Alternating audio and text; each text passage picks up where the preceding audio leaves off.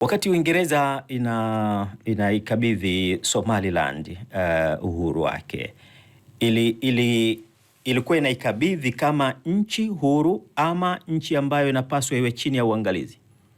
Ilikuwa nchi huru. Sasa mgogoro uko wapi?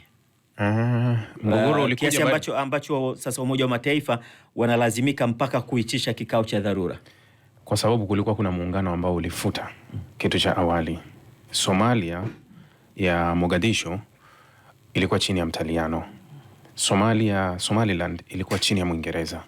Kwa hiyo baada ya hizi nchi zote kuwa huru zikaungana katika Somalia moja, ambapo waliungana kwa hiari. Kwa hiari.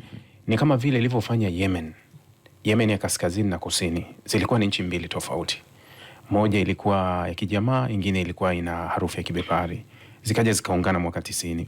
Sasa usajili wao ulioenda Umoja wa Mataifa au mashirikisho mengine ulikuwa ni ule wa jamhuri moja.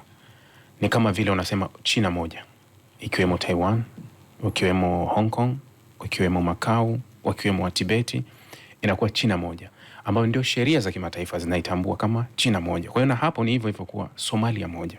Lakini ukirudi nyuma kwa historia utaona kuwa wa Somaliland walikuwa sehemu nyingine na hawa wa Somalia Mogadishu walikuwa ni wengine. Yani ni nchi mbili zilizokuwa tofauti. Sawa, sasa kikao hiki nini ambacho kinaweza kikajadiliwa na kupata azimio la pamoja baada tu ya Israeli kusema kwamba anaitambua Somaliland kama nchi huru? Shida moja ambayo tumekuwa nayo ulimwenguni hivi sasa, haya yanaitwa mashirikisho ya kikanda au tunasema wasuluhishi hawana meno kuzidi baadhi ya nchi. Uamuzi wa Israeli sio bahati mbaya. Kwa wale wanaonifuatilia sana, nililizungumza hili miezi 7 iliyopita. Wakati tu hizi harakati zimeanza, mimi nililizungumza kuwa harakati za Israeli tena wakati wa mgogoro wa Ethiopia na Somaliland ilikuwa ni hivi. Wakati Ethiopia walianzisha mgogoro, kwa sababu Ethiopia walikuwa wanaenda kufanya hiki alichofanya Israeli, kuwa tutaitambua Somaliland kuwa nchi huru. Ikazua mgogoro mkubwa ambao ulienda kuamuliwa kule Uturuki na Erdogan. Lakini nikasema Israeli ataitambua Somaliland kwa sababu ana faida 2 au 3, na hizi zinatoka kwenye baraka inayotoka moja kwa moja kwa Marekani. Kwa sababu Marekani anaendeshwa na Israeli kwa kiasi chote. Tayari Trump alishasema anataka watu wa Gaza waondoke. Katika nchi zilizoombwa ziwapeleke watu wa Gaza, ziliombwa wale majirani wote wakakataa. Sijui Misri, Jordan, nani walikataa. Ikafika ikaombwa Iraq, ikakataa. Wakasema sasa tuangalie Afrika Mashariki tutawapeleka wapi.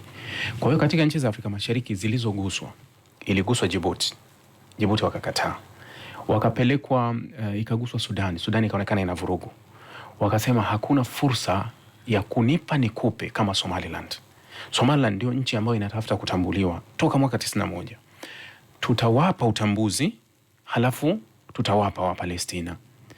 Ndani ya Somalia kwa kuna mgogoro kwa misimamo ya Wasomali, lakini swala la kisiasa liko juu zaidi, na ndio hili ambalo limeenda kutokea. Sasa katika maelezo kisiasa ambayo yalitolewa na ofisi ya waziri mkuu wa Israeli, anasema kuwa makubaliano haya yanazingatia mkataba wa Abraham. Mkataba wa Abraham sio mali ya Israeli, ni mali ya Marekani. Donald Trump anaulizwa siku moja baada ya lile tangazo, Israeli ameitambua Somaliland, je, utafata wewe? Anasema hatuna habari wala sisi halituhusu.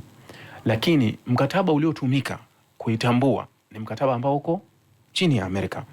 Kwa hiyo unaweza ukajua kabisa kuwa hizi baraka za Israeli zimetoka wapi. Sasa naposema kuna nchi ziko juu ya mashirikisho au juu ya taasisi, Israeli na Amerika wako juu ya Umoja wa Mataifa, na hutaona chochote. Watakutana kwenye Umoja wa Mataifa, watatoa maazimio. Hawezi kutoa azimio, watatoa tu karipio, kwa sababu azimio litakutana na vizuizi, ikiwa kura ya veto ya Marekani na wengine.